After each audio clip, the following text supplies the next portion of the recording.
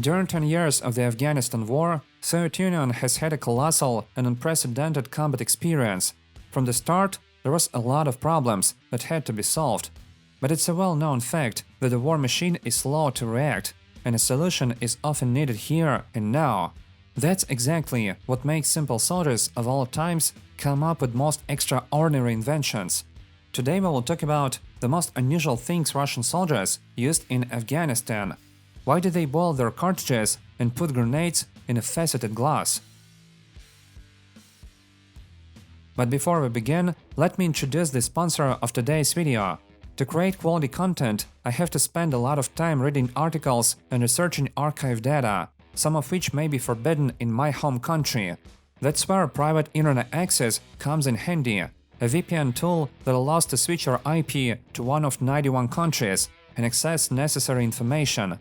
I choose PIA because I care a lot about confirmed safety. Private internet access never records or stores any user data, and their no-logs policy has been proven multiple times in court and by a third-party audit from Deloitte. I also use it a lot to watch streaming services. Watching Netflix without PIA is like paying for a new Bradley and getting an old BMP-1 instead. While staying in the USA, I decided to watch the Fargo series again, but it turned out that it's inaccessible from there. Then I switched my IP address to France using PIA, which allowed me to watch the series. Click on the link below video to enjoy an 83% discount on private internet access. That's just $2.03 a month and 4 months extra for free.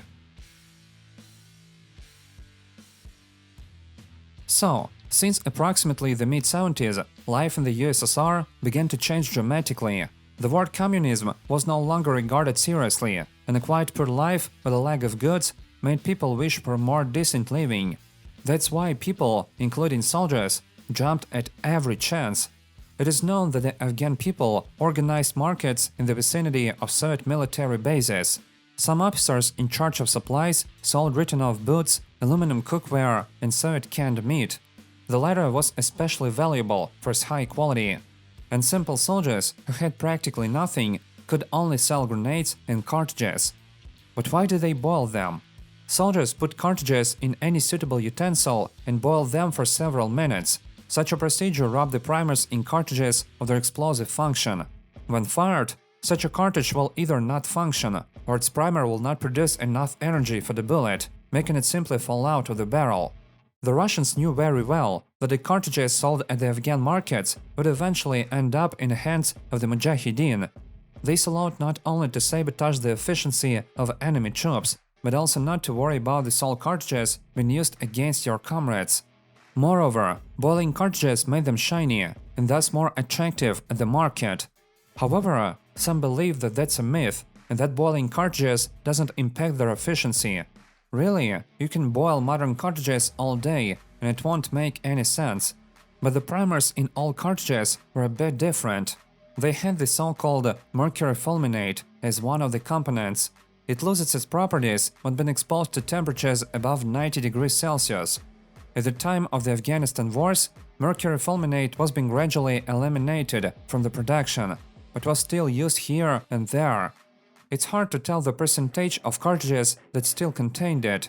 It's known, however, that they kept boiling cartridges even 5 years after the Afghanistan war, in the Chechen War. But the most interesting thing is that in addition to the trick of cooking cartridges, the Soviet army also had specially created sabotage cartridges. They were called Iskra, Spark, and were produced in 3 calibers: 7.62x39, 5.45x39, and 9x18 for the Makarov pistol. Externally, these cartridges did not differ from the usual ones, and the whole secret was hidden in the lower part of the bullet. This part was made of carbide material, which cut off the barrel rifling when fired, and the bullet was stuck inside. Thus, the barrel became unusable, and when fired again, it ruptured. The lower part of the bullet had an elongated shape, so that the mass of the cartridge was the same as that of conventional cartridges. For a long time, the Iskra was considered a myth, as no one from the ordinary military had ever seen these cartridges in all the years of service. The fact is that they were issued only to special forces of the KGB and GRU to maintain confidentiality. Special forces disguised as soldiers sold them in small batches on Afghan markets or used them in deceptive operations. Under the guise of mere soldiers, groups attacked by the Mujahideen acted like they were forced to retreat, leaving behind some of their belongings and ammunition boxes. They contained the Iskra cartridges that destroyed many weapons throughout the war. Another trick used by the Russian military in Afghanistan was the so-called Afghan tulip. They placed an F1 or RGD-5 grenade in a faceted glass, removing the pin beforehand. After that, in order for an explosion to take place, the safety lever of the grenade must fly off, but this did not happen until the glass broke. This way, soldiers could throw the grenade a greater distance without worrying about it exploding prematurely. Something similar was done by US soldiers in Vietnam when they put grenades in mason jars. Most likely, Russian soldiers also fixed the grenade in its place somehow. Otherwise, when throwing it, the soldier risked finding it at his own feet, and an empty glass flying at the enemy. That's all for today. Thank you all for watching. I remind that today's video is sponsored by Private Internet Access. Protect your digital life and access content from any country of the world. The link is below this video. See you next week.